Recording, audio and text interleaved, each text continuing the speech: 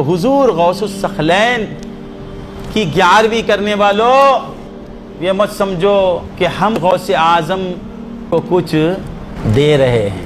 توبہ توبہ. فقیر اسماعیل صاحب قبلہ کا بچہ 2 سال کا مٹھائی لے کے آتا ہے، مٹی لکھے کچرا لکھے خوش کرنا چاہتا ہے. بے شک فقیر اسماعیل صاحب خوش ہوتے ہیں، مگر اس سے کچھ فائدہ ہے؟ محبت ہے جو مٹھائی لے کے کھا رہا ہے، حالانکہ اسے پسند بھی نہیں. ارے گندے گلیوں میں پھرتا تھا کیا.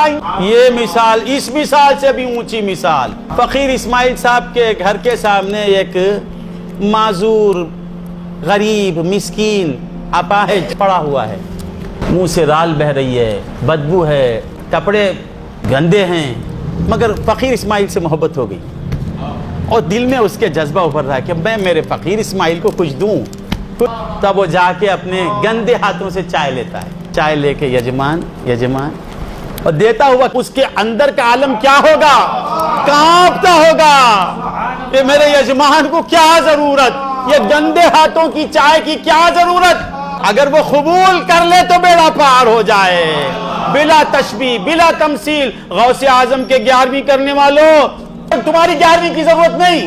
اگر ایسا کوئی سوچتا ہے تو بیکار ہے اس کا 11ویں کرنا. 11ویں کر کے 11ویں والے کا صدقہ لیتے ہیں ہم، لینے کے لیے کرتے، دینے کے لیے نہیں. حضور سیدنا غوث الثقلین رضی اللہ تعالیٰ عنہ بغداد میں حصول علم کے ایام تھے، تعلیم حاصل کر رہے تھے. بڑی کشمہ پرسی کا عالم تھا. کھانے کو کچھ نہیں، پینے کے لیے کچھ نہیں. ایک دن ایسی شدت کی بھوک ہوئی کہ سرکار رزق کی تلاش میں جنگل کی طرف نکل گئے.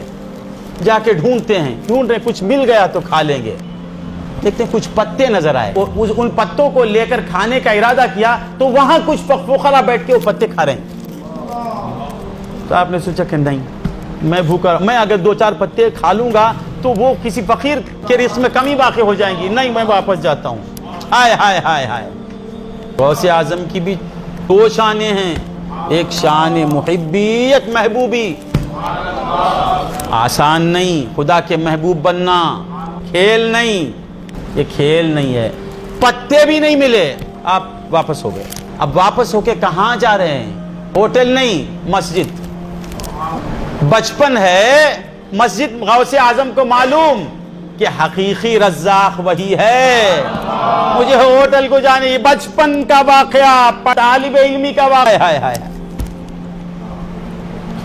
بیٹھے ہوئے بڑی بھوک کی شدت. تھوڑی دیر میں کیا دیکھتے ہیں، ایک نوجوان آدمی آ کر توشہ کھول کے کھانا شروع کیا.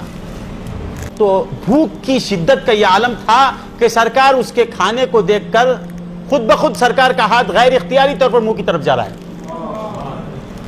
اتنی بھوک ہے کہ سرکار سمجھ میں آ رہا ہے. اب وہ جو کھا رہا تھا اس کو رحم آ گیا. بولا اے بچے ادھر آ جاؤ، ذرا غور سے ادھر آ جا بچے، ادھر آ جا. اسے بڑا ترس آ گیا کہ کتنا بھوکا بچہ ہے. بولا کھا لے، تھوڑا کھا لے. تو سرکار کھانا شروع کیے. اب کھانے کے دوران گفتگو ہوئی. ذرا غور سے سنیں.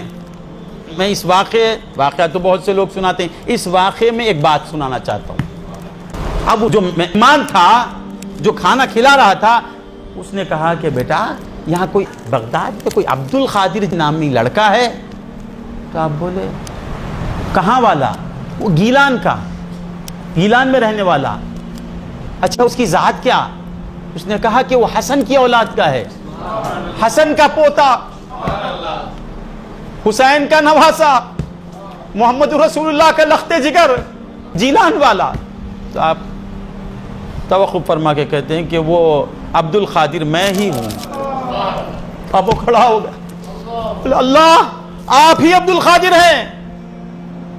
بیٹا پہلے مجھے معاف کیجئے، ایک غلطی ہو گئی مجھ سے. میں یہ سمجھ رہا تھا کہ میں تمہیں کھلا رہا ہوں، میں نہیں کھلا رہا ہوں، تمہارا صدقہ میں کھا رہا ہوں. بیٹا سرکار نے فرمایا کیا بک رہا ہے، روٹی کھلا رہا ہے، میرا کیا کھاتا ہے تو؟ توبہ توبہ بیٹا یہ تمہارا ہے. سرکار یہ آپ کی روٹیاں آپ کی والدہ آپ کی خاطر بھیجی تھی، 3 دن سے میں ڈھونڈ رہا تھا، اب مجبور ہو کے کھانے لگا.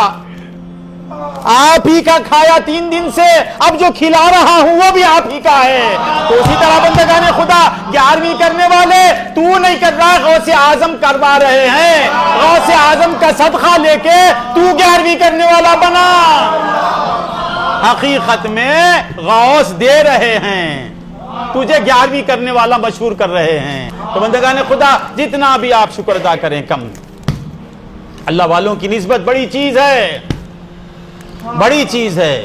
یہ تم کو مفت میں مل گئی، اس کی قدر کرو، اس کی قدر کرو۔